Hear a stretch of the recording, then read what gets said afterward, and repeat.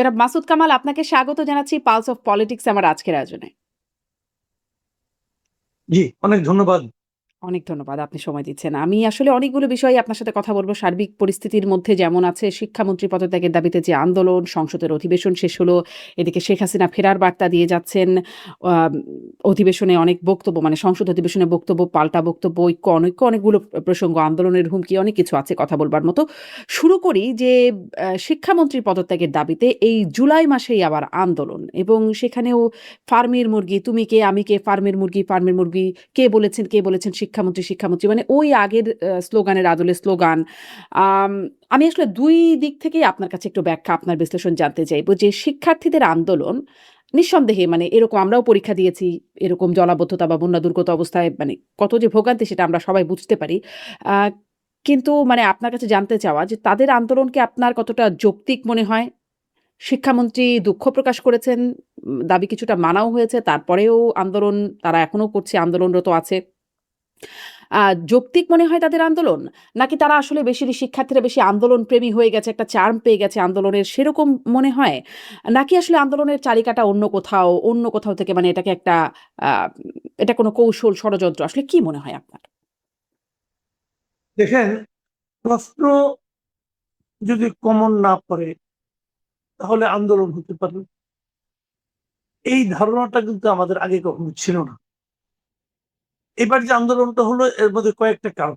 ১ number কারণ হলো যে একটা খুবই প্রাকৃতিক দুর্যোগের দিনে পরীক্ষা হওয়া, এটা আসলে অনুচিত ছিল। কারণ আমরা দেখেছি যে বাস্তবতাটা কি। রাস্তায় পানি, পরীক্ষা কেন্দ্রে পানি, স্টুডেন্টরা হাঁটু পানি ভেঙে, কোথাও কোমর পানি ভেঙে পরীক্ষা দিতে গিয়েছে। এই পাবলিক পরীক্ষাগুলো একটা স্টুডেন্টের জন্য কতটা গুরুত্বপূর্ণ, এটা আমরা সবাই নিজেরা যেহেতু ওই ধাপগুলো পার হয়ে এসেছি আমরা জানি। পুরা ফ্যামিলি আমাদের দেশে, পুরা ফ্যামিলি কিন্তু ইনভলভ হয়ে যায়, এনগেজড হয়ে যায় এই পাবলিক পরীক্ষাগুলোকে কেন্দ্র করে। তো সেখানে এই পরীক্ষার দিনে যখন নাকি এই ধরনের মানে আপনার দুর্যোগপূর্ণ আবহাওয়া থাকে, এবং এটা কিন্তু একটা এলাকায় না, বলতে গেলে পুরো দেশে, তখন এটাকে কিন্তু সিরিয়াসলি নিতে হয়। কিন্তু আনফরচুনেটলি আমাদের শিক্ষামন্ত্রী, শিক্ষা মন্ত্রণালয় এটাকে অতটা সিরিয়াসলি নিয়েছিল বলে আমার কাছে মনে হয়নি। এই দিক দিয়ে বিবেচনা করলে শিক্ষা মন্ত্রণালয় অবশ্যই আমি মনে করি তারা অন্যায় করেছে স্টুডেন্টদের প্রতি। ওদের উচিত ছিল আগেই বুঝা। কারণ পানি বৃষ্টি হবে না, ওনারা যেটা বলেছেন এটা আমাদের বাংলাদেশের আবহাওয়া বিভাগের উপর ডিপেন্ড করে। বাংলাদেশের আবহাওয়া বিভাগের উপর যে সমস্ত তারা যে সমস্ত আপনার মানে পূর্বাভাস দেয়, তার উপরে যে কেউ বিশ্বাস করতে পারে এটাই আমার ধারণা ছিল না। কারণ আমরা বহুবার দেখেছি এই ধরনের আবহাওয়া বিভাগের এই সমস্ত পূর্বাভাস আসলে খুবই অকার্যকর হয়। কাজেই সেভাবে দেখতে গেলে এটা শিক্ষা মন্ত্রণালয়ের একটা ধরনের আমি মনে করি ব্যর্থতা আমি বলবো। দ্বিতীয় যে বক্তব্যটা আছে এখানে, সেটা হলো যে পরীক্ষার প্রশ্নপত্র।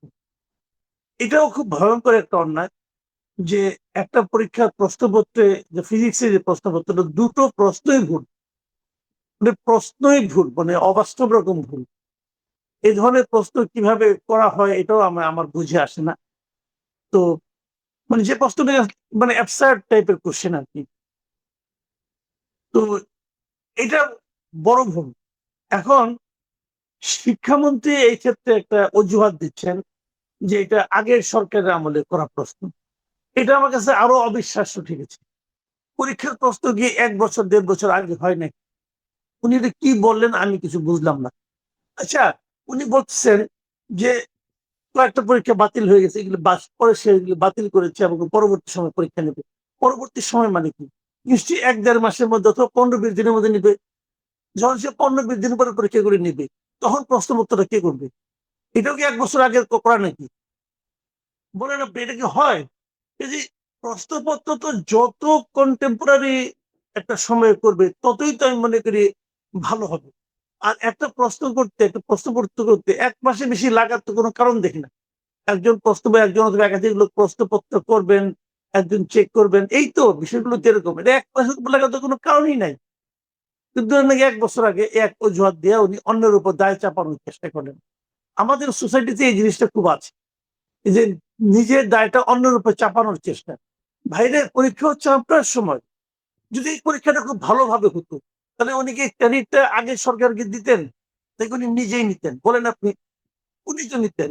তো ক্রেডিটটা আপনি নিচ্ছেন, কিন্তু দায়টা আপনি অন্যের উপর চাপাচ্ছেন। এই যে মানসিকতাটা না, খুবই নিম্ন রুচির মানসিকতা। তো এটাও আমি মনে করি শিক্ষা মন্ত্রণালয়ের দোষ। আচ্ছা, এখন আমার প্রশ্ন হলো এই সমস্ত এবং উনি তো পরে অনেক কিছু বলেছেন যে প্রশ্নগুলো ওই ২ টা প্রশ্নের জন্য ফুল মার্কস দিবেন। এটাও একটা জোড়াতালি মার্কা কাজ। এটাও আমি পছন্দ করি নাই। তারপরে উনি বলেছেন যে পরীক্ষাগুলো হয় নাই সেটা পরবর্তী সময়ে হবে। মোটামুটি উনি কিন্তু একটা সমাধান দিয়েছেন। হুম। তো বা যারা আর পরীক্ষা এই মিস ব্রয়লার করেছে নিয়ে তারা উনি কথাটা পরবর্তীতে দিতে বলেছেন, পারবে। হ্যাঁ, এটাও হ্যাঁ, বলেছেন। হ্যাঁ। ব্রয়লার নিয়ে যেটা বলেছেন এটা এই ধরনের কথা কিন্তু আমাদের অনেক গার্ডিয়ানই কিন্তু তার ছেলে-মেয়ে সম্পর্কে বলেন। আমরাও বলি যে এদের সহ্য ক্ষমতা কম, বেশি আদরে মানুষ হয়। এরকম কথাবার্তা আমরা ফান-টান করে বলি। উনিও কিন্তু বলার হুম, সময় উনি উনার নিজের কন্যার উদাহরণ দিয়ে কিন্তু কথাগুলি বলেছেন। তো এই কথাটা উনার মুখ দিয়ে মানায় না এই কারণে, লজিক্যালও মনে হয় না আমার কাছে। লজিক্যাল মনে হয় না এই কারণে, যদি উনি মনেই করেন যে আজকালকার দিনের ছেলে-মেয়েদের সহ্য ক্ষমতা খুবই কম, যদি মনে করেন তাহলে উনি পরীক্ষা নিলেন কিভাবে? যদি মাথার মধ্যে একটু পানি পড়লে জ্বর হয়ে যায়, তাহলে আপনি পানি তো পড়েছে। তাহলে আপনি পরীক্ষাটা বন্ধ করলেন না কেন? উনি যদি মনে করেন আসলে ব্রয়লার মুরগি, তাহলে এই ব্রয়লার মুরগিদের উনি তো উনার সুবিধা-অসুবিধাটা উনার দেখা উচিত ছিল না কি? তা তো উনি দেখেন নাই। হুম, কাজেই এটা বলাটাও অন্যায় ১ নম্বর শুনতে ভালো শোনায় না। আর দ্বিতীয়ত যদি এটা মিন করেন, তাহলে তো পরীক্ষাটা উনার আরো আগেই স্থগিত করা উচিত ছিল। বলা উচিত ছিল, বৃষ্টি হচ্ছে, এখানে গেলে ছেলেমেয়েরা যেহেতু ব্রয়লার টাইপের ক্যারেক্টার, এ যদি অসুস্থ হয়ে যাবে, কাজেই পরীক্ষা বন্ধ। হুম, এটা করতে পারতেন। তা না বলে উনি দায় চাপান। তারপরে প্রশ্ন আমার হলো, দেখেন আজকালকে বাচ্চাকে আমরা ব্রয়লার বলছেন উনি। এই বাচ্চা কিন্তু ব্রয়লার হয়ে জন্মগ্রহণ করেনি। জন্মের পর আমরা সবাই মিলে একটা বাচ্চাকে ব্রয়লারে রূপান্তরিত করেছি। ব্রয়লার অর্থ যদি সহ্য ক্ষমতা সহনশীলতা কম হয়, তাহলে আমরা সবাই এটা বানিয়েছি ওদের কিভাবে? এবং উনি শিক্ষামন্ত্রী, উনি স্টুডেন্টদেরকে ব্রয়লার বানিয়েছেন। এই দায়টা উনার। কোন স্টুডেন্ট ব্রয়লার না। সব স্টুডেন্টই কিন্তু সহ্য ক্ষমতা সম্পন্ন হয়েই তারা কিন্তু যাত্রা শুরু করে।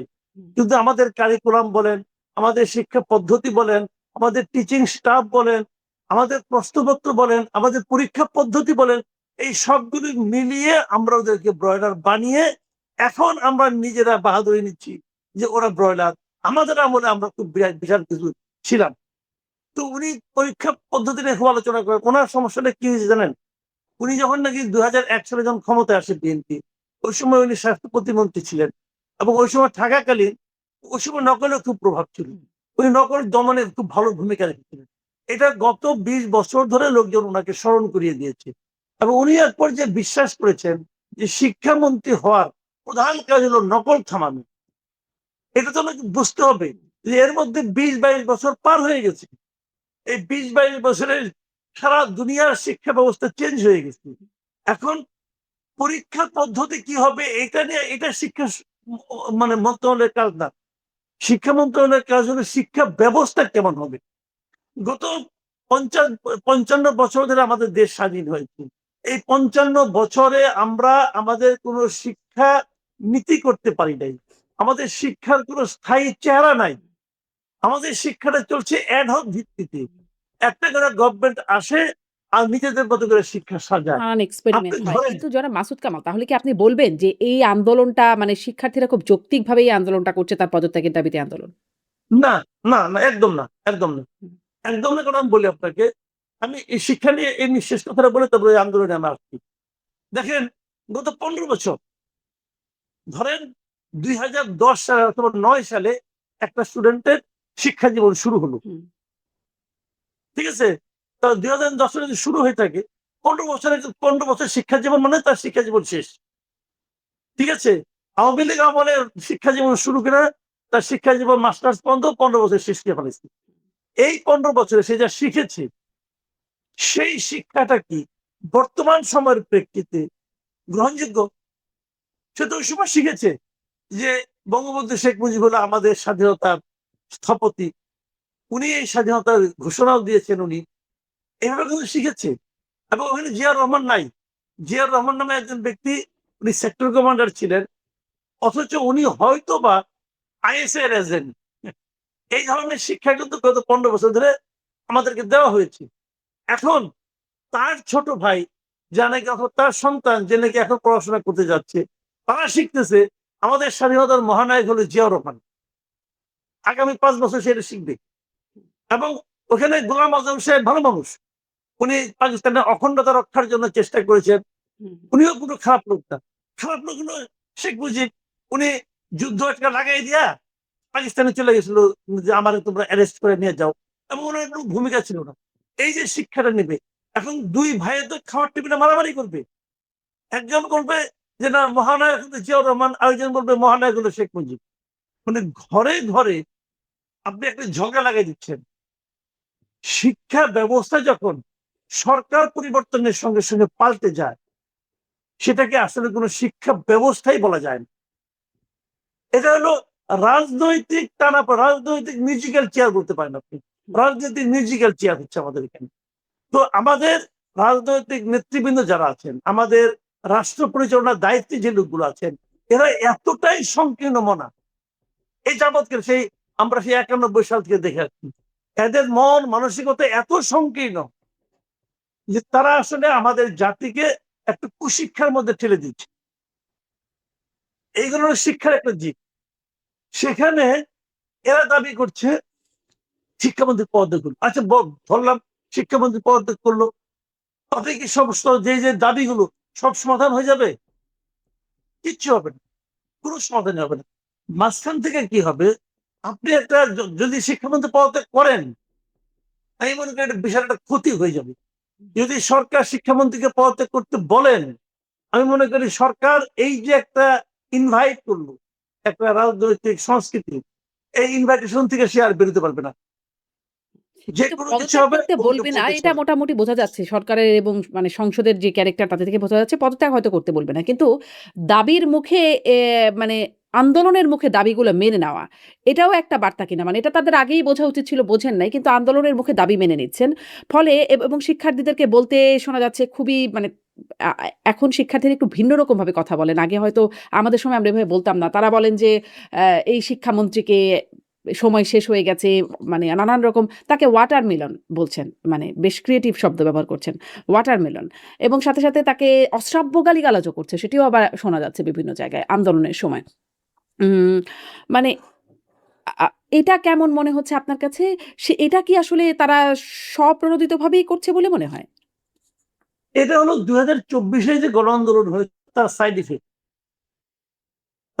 ইফেক্ট। এবং আমাদের ২০২৪ এর পরে যে সরকারটা এসেছিল ইংরেজ সরকার, তারা কিন্তু এই সাইড ইফেক্ট টাকেই মূল হিসাবে তারা নার্সিং করেছে।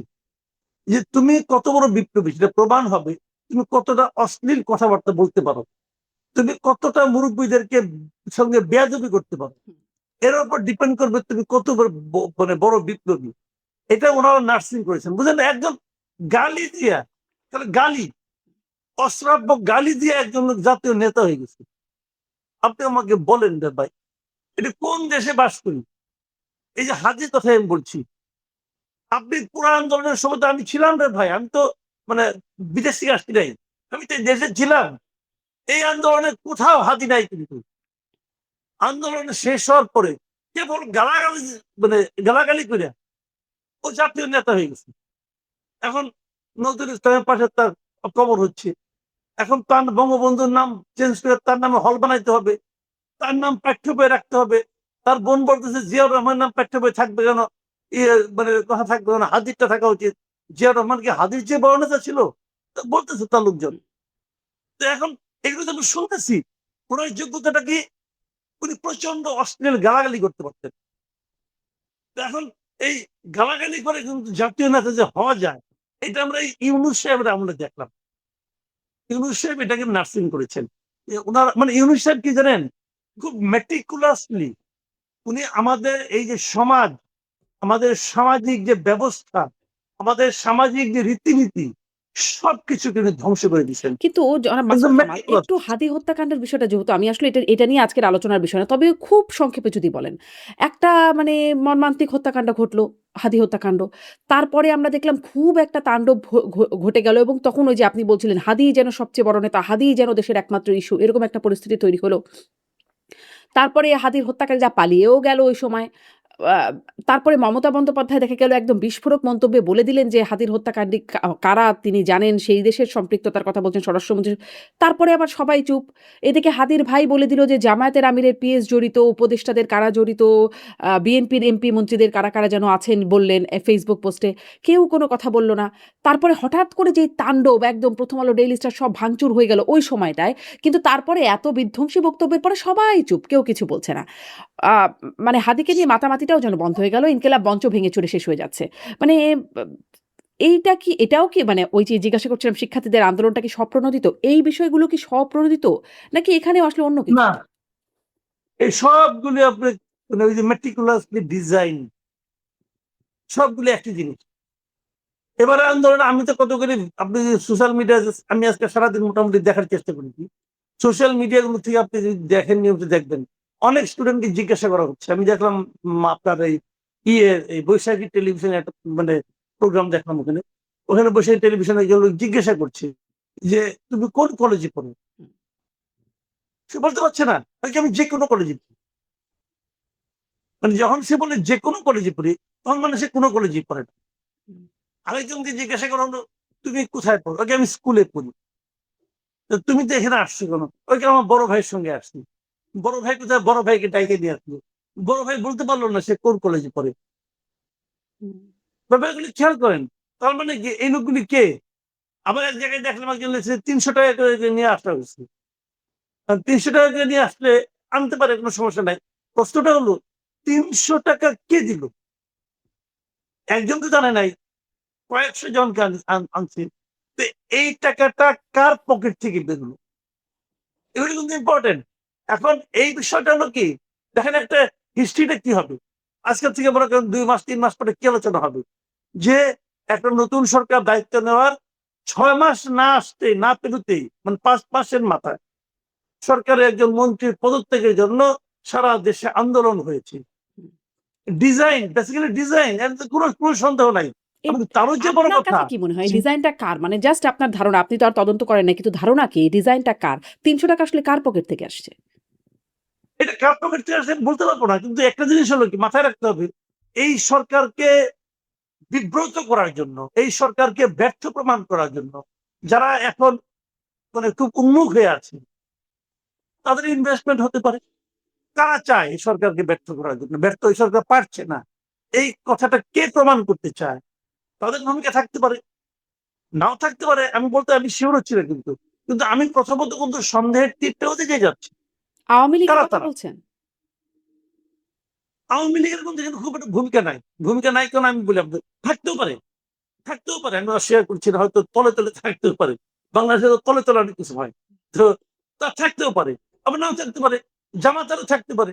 এনসিপিও থাকতে পারে।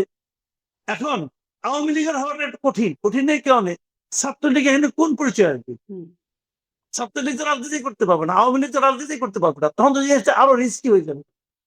কাজেই কিছু একটা আছে, কিছু হুম, একটা হয়েছে। মানে এটা এমনি স্বতঃস্ফূর্তভাবে চলে এসেছে তা না। পাশাপাশি যে জিনিসটা হয়েছে ওই আছে আপনার। ওই ইউনূসের আমলে গালাগালিটা যে আমাদের একটা জাতীয় সংস্কৃতিতে পরিণত করার প্রচেষ্টা, সেই প্রচেষ্টাও এখানে কিন্তু আমি দেখতে পেয়েছি। আরেকটা জিনিস আমি বলি আপনাকে, দেখেন পরীক্ষার প্রশ্ন কঠিন হয়েছে। কেউ বলছে ইন্টারমিডিয়েটে ফিজিক্সের প্রশ্ন হয়েছে কুয়েটের পরীক্ষার মতো। বলেছে এই ধরনের আওয়াজ কিন্তু আমি পেয়েছি। আবার দেখেন যে কলেজগুলো ঢাকার বড় কলেজ মানে যারা নাকি ওই যে আপনার সাজেশন দিয়ে পড়ায় না, যে কলেজগুলো যেমন নটরডেম কলেজ, হ্যাঁ?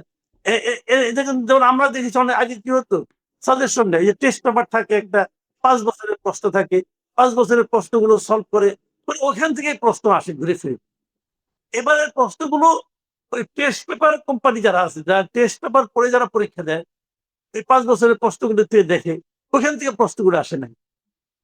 যারা পড়াশোনা করেছে মানে যারা নাকি পুরো বইটা পড়েছে, তাদের জন্য কিন্তু এই পরীক্ষা মোটে কঠিন ছিল না। যারা পুরো বই না পড়ে সাজেশন অনুযায়ী পড়েছে তাদের জন্য ছিল কঠিন।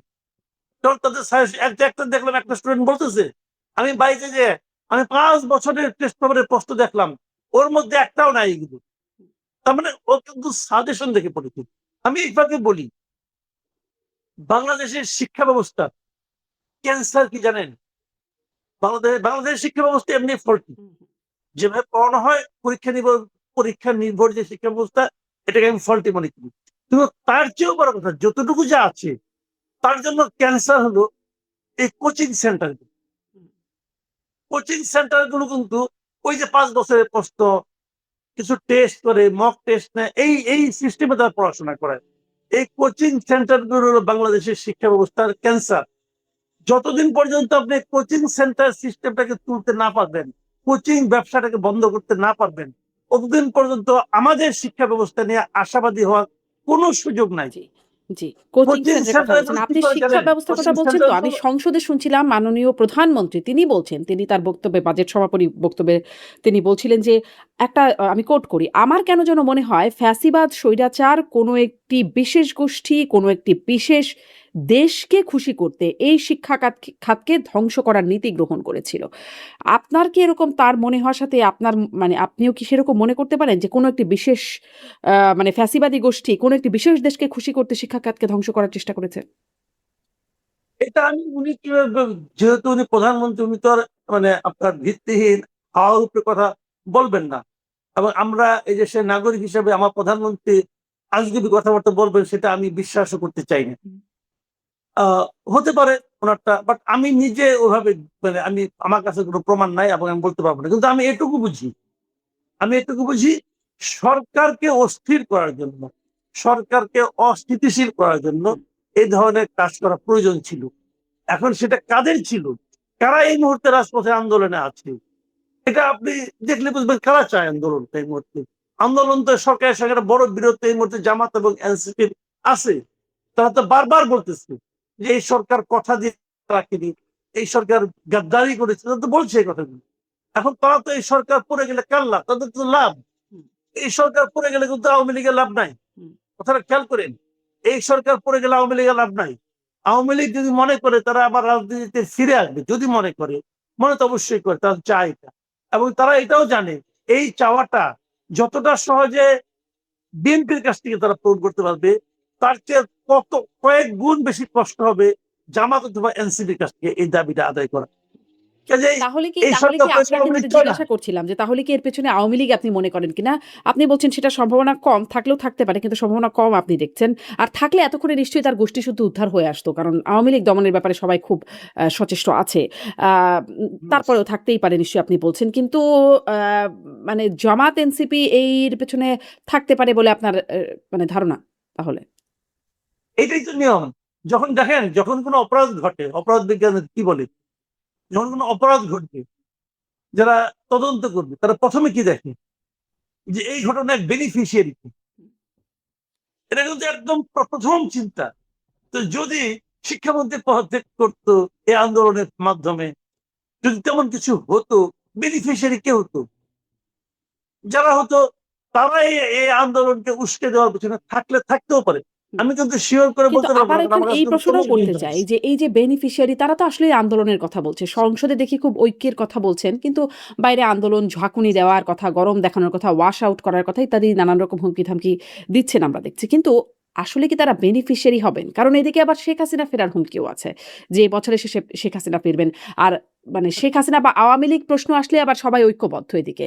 সেক্ষেত্রে এই ঐক্য মানে ঐক্য ছাপিয়ে আন্দোলন বা অনৈক্য এটির কি তারা বেনিফিশিয়ারি হবেন? নাকি আসলে লুজার হবেন এর মাধ্যমে? এই হিসাব নিকাশটা তারা না, করছেন? বেনিফিশিয়ারি তারা হবে না এই কারণে শিক্ষামন্ত্রী পদত্যাগ করলে তো সরকার পড়ে যায় না। সরকার থাকে, কিন্তু সরকার কিছুটা হলেও দুর্বল হয়ে যায়। সরকারের নৈতিক অবস্থানটা একটু হলেও নড়বড়ে হয়। সরকার পারছে না, এই ধরনের একটা ধারণা সমাজে প্রচলিত হয়, মানে সমাজে ছড়িয়ে পড়ে যে সরকার পারছে না। যখন সরকার পারছে না তখন কে পারবে?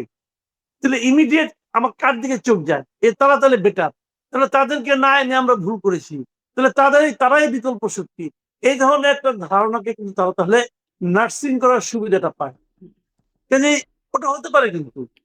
তারা এই ওটা বিকল্প হতে পারে। শক্তি কিন্তু যদি ভাবছেন, আমরা তারা ভাবতে পারে কিন্তু অন্য দিক থেকে তো বিকল্প আবার মানে তারাও আবার নক করছে যে আমরা ফিরছি, ডিসেম্বরেই ফিরবেন শেখ হাসিনা। তিনি এটা বলে রেখেছেন। আ ফলে এই বার্তাটা আসলে কেমন? একটু সেই বিশ্লেষণেও যাই যে ডিসেম্বরকেই কেন তিনি পছন্দ করছেন সময় হিসাবে? এর মধ্যে তো ২.৫ বছর যদি ধরি, ডিসেম্বর পর্যন্ত ২.৫ বছর প্রায় হয়ে যাচ্ছে। এতদিন পরে ডিসেম্বরকেই তিনি কেন এত সুনির্দিষ্ট করে কেন বলছেন? কি পরিবর্তন হলো বলে মনে হয় যে এই সময়টা? এবং আপনার কি সত্যিই মনে হয় তিনি ফিরবেন? দেখেন কতগুলি বিষয় এখানে আছে। আমি আজকেই তো দেখলাম একটা ভারতীয় অ অ মানে পররাষ্ট্র মন্ত্রণালয়ের যে মুখপাত্র রণদীপ তিনি জয়সওয়াল। বলতেছিলেন, হুম, হ্যাঁ, তিনি একটা কথা বলতেছিলেন যে উনার ফেরা না ফেরাটা ডিপেন্ড করবে ভারতের সঙ্গে বাংলাদেশের যে চুক্তি আছে, বন্দি প্রত্যার্পণ চুক্তি, সেই চুক্তির আলোকে ওনার ফেরা বা না হুম। ফেরাটা নির্ভর করবে। কাজেই খুব ওনাদের তো কূটনৈতিক ভাষা, সরাসরি কিছু বলবেন না। যতটা ঘুরিয়ে পেঁচিয়ে বলা যায়। আরেকটা কিন্তু লাইন ওখান কিন্তু থেকে তিনি বলেছেন জনাব মাসুদ কামাল শুরুতে যে এ বিষয়ে মানে শেখ হাসিনার বিষয়ে দৃষ্টিভঙ্গিগত কোনো পরিবর্তন আসেনি। এই কথাটাও তিনি হ্যাঁ, বলেছেন। হ্যাঁ, কিন্তু উনি তো বলেননি দৃষ্টিভঙ্গিটা কি? হুম। কিন্তু যা ছিল তাই। যা আগে ছিল এতদিন যা দেখে আসছি সেটা তো বুঝি তাই পরিবর্তন হয় নাই। ওটা কি? ওটা হলো যে উনার গায়ে ফুলের টোকাটি লাগতে দিব না। হুম, এটাই। গত ২ বছর আমরা কি দেখেছি শেখ হাসিনার ব্যাপারে? শেখ হাসিনা ভারতের কাছে আছেন। উনি কি হিসেবে আছেন? অতিথি হিসেবে, বন্দী হিসেবে। ভারত শেখ হাসিনাকে কি হিসেবে বিবেচনা করে? হুম। একটা রাজনৈতিক দলের নেতা হিসেবে নাকি একটা দেশের প্রধানমন্ত্রী হিসেবে? দেখেন উনি কিন্তু ভারতের কাছে তো গিয়েছেন। যখন উনি গিয়েছেন তখন বাংলাদেশের প্রধানমন্ত্রী কে ছিল? তখনও তো উনিই উনিই ছিলেন। ছিলেন। হ্যাঁ। তখন তো উনিই ছিলেন। উনি জবরদখল করেও তো তখনও কেউ নেয় নাই। তখনও তো কেউ সরকার প্রধান হয় নাই। হুম, তাহলে একজন সরকার প্রধান উনাদের কাছে আছেন। তো উনাকে তারা যেভাবে তাকে গ্রহণ করেছেন, সেভাবেই তো আছেন। এর মধ্যে তো চেঞ্জ হওয়ার কি কারণ আছে? তো এখন কোন কিছুই কিন্তু ওরা স্পষ্ট করে বলছেন না। দৃষ্টিভঙ্গি সমানই আছেন। এখন কিন্তু উনি এখানে আছেন, অতিথি হিসেবে আছেন। কিন্তু অতিথি তো কোথাও বাইরেও না। উনি কি কোথাও শপিং এ যান, অথবা বেড়াতে যান, অথবা হাঁটতে বেরোন, কোথাও কি ভ্রমণে যান? কেউ তো জানে না সেগুলো। তাহলে উনি কি বন্দী? উনি কি গৃহবন্দী? কেউ তো জানে না সেগুলো। কাজেই যে জিনিস আমি জানি না, আমাদের কেউ জানে না। সেক্ষেত্রে ওনার প্রতি ওনাদের দৃষ্টিভঙ্গি কি? সেটাও আমরা জানি না। সেটাও আমরা জানি না। কারণ ওনারা বলছে সেভাবে আছে। বাট বাংলাদেশের ফেরতের ব্যাপারে উনি যেটা বলেছেন সেটা হলো যে বাংলাদেশের সঙ্গে ভারতের একটা চুক্তি আছে। এই চুক্তির মাধ্যমেই উনি ফিরবেন। মূলত এই কথাটাই উনি মানে আকার ইঙ্গিতে বিভিন্ন কথার মারপ্যাচের মাধ্যমে মূলত এইটাই প্রতিষ্ঠিত হয়। অন্যদিকেও কোনো ব্যাখ্যা থাকতে পারে। বাট সেই ব্যাখ্যাগুলো তুলনামূলকভাবে গৌণ। এখন যদি উনি ওইভাবে প্রত্যাবর্তন করেন, তাহলে বাংলাদেশ অলরেডি তাকে চেয়ে রেখেছে। হুম। উনারা হা না কিছু বলেনও নাই। উনারা বলেছেন যে, "তোমরা যে চেয়েছ আমরা তোমাদেরকে ফেরত পাঠাবো।" তাও তো বলে নাই। তাহলে এটাও উনাদের অবস্থান উনার ব্যাপারে যে, "আমি কিছু বলব না।" তারা ওই অবস্থানে আছেন। তাহলে যদি উনি ফেরত আসেন, তাহলে ওই পদ্ধতির মাধ্যমে আসবেন। এত কিছুর মধ্যে যে জিনিসটা স্পষ্ট হয়, সেটা হলো শেখ হাসিনার দেশে ফেরা না ফেরাটা।